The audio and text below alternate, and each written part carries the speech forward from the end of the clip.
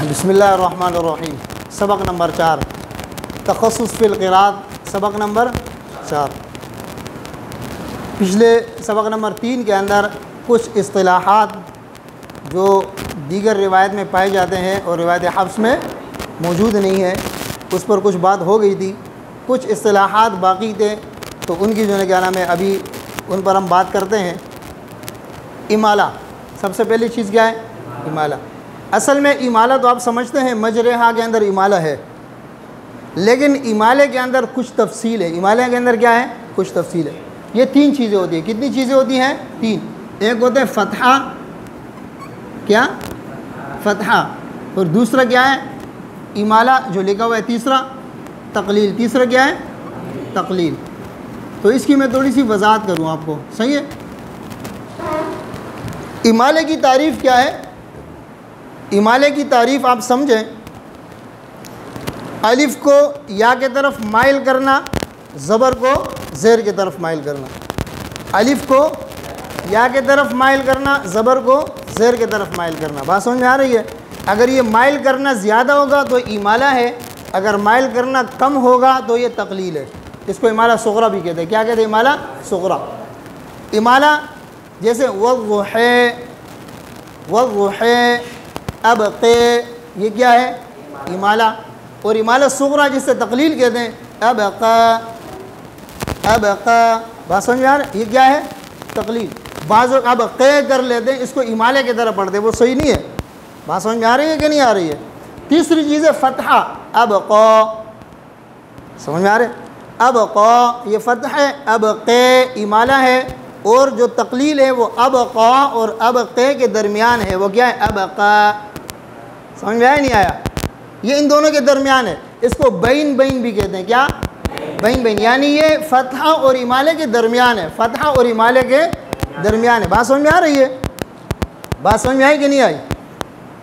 تو قرآن کریم میں جو حفص کی ہم روایت پڑھتے ہیں اس میں صرف امالہ ہے مجرحہ کے اندر، اس میں امالہ ہے مجرحہ کے اندر۔ اس میں ایک وضاحت کروں، کیا کروں؟ ایک وضاحت کروں۔ جس طرح ہمارے قراء اس کے ہجے کرتے ہیں نا، میم جیم زبر مج را کڑی زیر امالہ رے، تو سوال یہ ہے کہ جب آپ نے کڑی زیر پڑھا تو امالے کی ضرورت ہے؟ جب آپ نے کڑی زیر پڑھا تو امالے کی تو ضرورت ہی نہیں ہے نا۔ وہ جو کڑی زیر قرآن کریم میں ہے وہ امالے کے اشارہ ہے، علامات ہیں، وہ کڑی زیر نہیں ہے۔ بات سمجھ میں آ رہی ہے؟ وہ علامات ہیں، وہ نشانی دی ہے آپ کو کہ یہاں امالہ ہوگا۔ اس کی وجہ یہ ہے کہ امالہ یہاں پہ جو ہے نا کیا نام ہے، یہ کڑے زبر میں ہے۔ کہاں پر ہے؟ مجراہا، مرساہا، اس کے وزن پر ہے یہ مجراہا۔ بات سمجھ میں آ رہی ہے کہ نہیں آ رہی ہے؟ ہاں، مجراہا، مجراہا۔ بات سمجھ میں آ رہی ہے؟ تو یہ جو ہے نا کڑا زبر ہے، وہ کڑے زبر کو کہاں کیا ہے؟ یا کے طرف جھکایا ہے۔ اگر پہلے سے کڑی زیر تھی تو امالے کی ضرورت ہی نہیں تھی، امالہ تو کڑی زیر میں ہوتا ہی نہیں ہے۔ امالہ ہم کرتے ہیں کہ زیر کی طرف اس کو مائل کرتے ہیں نا، زبر کو زیر کی طرف اور الف کو یا کی طرف مائل کرتے ہیں۔ پہلے سے کڑی زیر ہے تو کڑی زیر تو یا کے قائم مقام ہے نا، یا مدہ کے، ہاں، تو پھر وہاں پر جو ہے نا امالے کی ضرورت پڑی ہے؟ کوئی ضرورت نہیں ہے۔ تو اس کے ہجے اس طرح کرنا، میم جیم زبر مج را امالہ والی رے، یہ بھی صحیح ہے، اور اس سے زیادہ بہتر ہے میم جیم زبر مج را الف ممالہ رے، یہ زیادہ بہتر ہے۔ کیوں؟ الف کے اندر امالہ ہوا ہے نا، را الف ممالہ رے، یعنی وہ الف جس میں امالہ ہوا ہے۔ اب سمجھ میں آ رہی ہے بات؟ ہاں، تو اس چیز کو آپ نے نوٹ کرنے ہے، میں نے اضافی بات آپ کو بتائی۔ دوسری چیز ہے نقل حرکت۔ کیا ہے؟ نقل حرکت کسے کہتے ہیں؟ یعنی نقل حرکت کہتے ہیں ایک حرکت کو نقل کر کے پیچھے والے کلمے کو دینا۔ جیسے دیکھیں،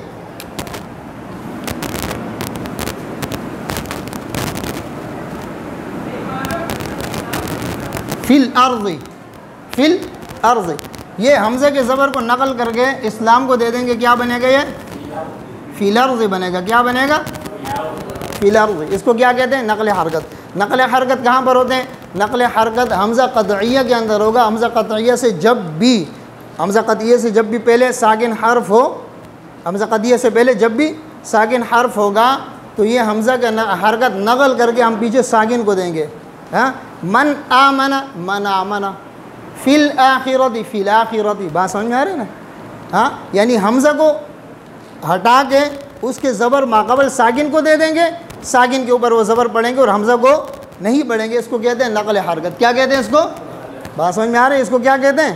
نقل حرکت۔ سمجھ میں آ رہی ہے؟ ایک بات آپ یاد رکھنا، میم جمع میں نقل حرکت نہیں ہوتے، میم جمع میں نقل حرکت، یہ ایک نقطے کی بات ہے، صحیح ہے نا؟ جہاں پہ میم جمع ہوگا اس کے بعد حمزہ آئے گا تو وہاں پہ صلہ ہوگا، کیا ہوگا؟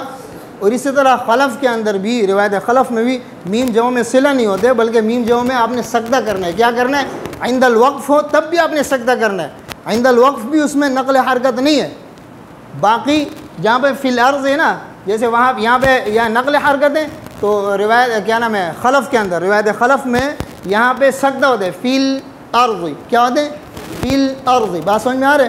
لیکن یہاں پہ یہ عند الوقف جس طرح سکتہ ہے عند الوقف، یہ نقل حرکت بھی صحیح ہے، عند الوقف نقل حرکت بھی صحیح ہے، تو فی الارض بھی پڑھ سکتے ہیں، خلف میں فی الارض بھی پڑھ سکتے ہیں، فی الارض بھی پڑھ سکتے ہیں، دونوں پڑھ سکتے ہیں۔ لیکن اگر ماقبل میم جمع ہوگا تو وہاں پہ صرف سکتہ ہوگا، وہاں پہ نقل حرکت، یہ بات یاد رکھنا، صحیح ہے؟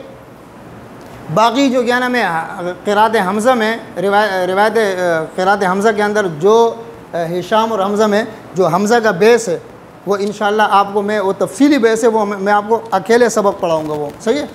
وہ تفصیلی بیس ہے اور اس کو سمجھنا تھوڑا سا جو ہے نا کیا نام ہے مشکل بھی ہے، انشاءاللہ اس کو آسان کر کے آپ کے سامنے ہم پیش کریں گے انشاءاللہ، صحیح ہے؟ تو یہ نقل حرکت۔ تیسری چیز ہے تحقیق۔ کیا ہے؟ تحقیق کہتے ہیں کہ جب دو حمزے آ جائیں، دونوں حمزوں کو بالکل سختی سے پڑھنا، دونوں حمزوں کو، اس کو کیا کہتے ہیں؟ تحقیق۔ کیا کہتے ہیں؟ اانتم، اانتم، اس کو کیا کہتے ہیں؟ اس کو کیا کہتے ہیں؟ تحقیق۔ تحقیق سمجھ میں آئی ہے بات؟ یعنی دونوں حمزوں کو، جیسے حفظ میں ہم پڑھتے ہیں نا سختی سے پڑھتے ہیں، اس کو سختی سے پڑھنے، اس کو کیا کہتے ہیں؟ تحقیق۔ اس کے بعد ہے تسہیل۔ کیا ہے؟ تسہیل۔ بات سمجھ میں آ رہی ہے؟ اس کے بعد کیا ہے؟ تسہیل۔ تسہیل کہتے ہیں کہ ان میں سے ایک حمزے کو نرم کرنا، ان میں سے جیسے تم دوسرے حمزے کو نرم کرا، اس کو کیا کہا؟ تسہیل۔ اچھا، پھر اس کے اندر ادخال ہوتے ہیں، ایک کیا ہوتے ہیں؟ ادخال۔ ادخال کسے کہتے ہیں؟ یعنی دو حمزوں کے درمیان الف داخل کرنا، دو حمزوں کے درمیان الف داخل کرنا۔ بات سمجھ میں آ رہی ہے؟ جیسے یہ دونوں ایک جیسے ہیں، صحیح ہے؟ اس میں فرق کیا ہے؟ یہ دوسرا حمزہ نرمی سے پڑھا گیا۔ ادخال کسے کہتے ہیں؟ ادخال اسے کہتے ہیں، دیکھیں اس کو،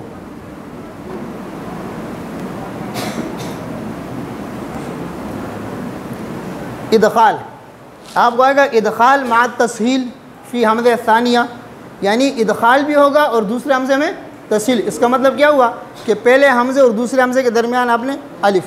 آسان الفاظ میں یہ ہے کہ پہلے حمزے کو آپ نے کڑا زبر کے ساتھ پڑھنا ہے، انتم، انتم، اب سمجھ میں آیا؟ اس کو کہتے ہیں ادخال مع تسہیل۔ اور اگر ادخال بلا تسہیل ہوگا، انتم، انتم، ادھر دونوں حمزے سختی سے ہوں گے، ادخال ہوگا۔ بات سمجھ میں آ رہا ہے؟ ادخال کا مطلب کیا ہے؟ الف داخل کرنا۔ کیا کرنا؟ بات سمجھ میں آ رہی ہے؟ اس کے بعد ابدال بھی ہے۔ کیا بھی ہے؟ ابدال، یعنی دوسرے حمزے کو واو سے بدلنا، سفہاء ولا انہم، سفہاء ولا انہم، ہاں، آمن السفہاء الا انہم هم السفہاء، دونوں کو ملا کر پڑھیں گے، دوسرے حمزے کو واو سے بدلنا، سفہاء السفہاء ولا انہم۔ بات سمجھ میں آ رہا نہیں ہے؟ اس کو کیا کہہ رہے ہیں؟ کیا کہتے ہیں اس کو؟ ابدال۔ کیا کہتے ہیں اس کو؟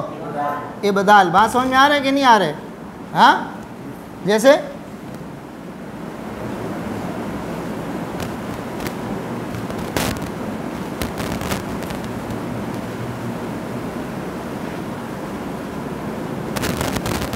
السفہاء الا انہم ولا انہم۔ بات سمجھ میں آ رہے؟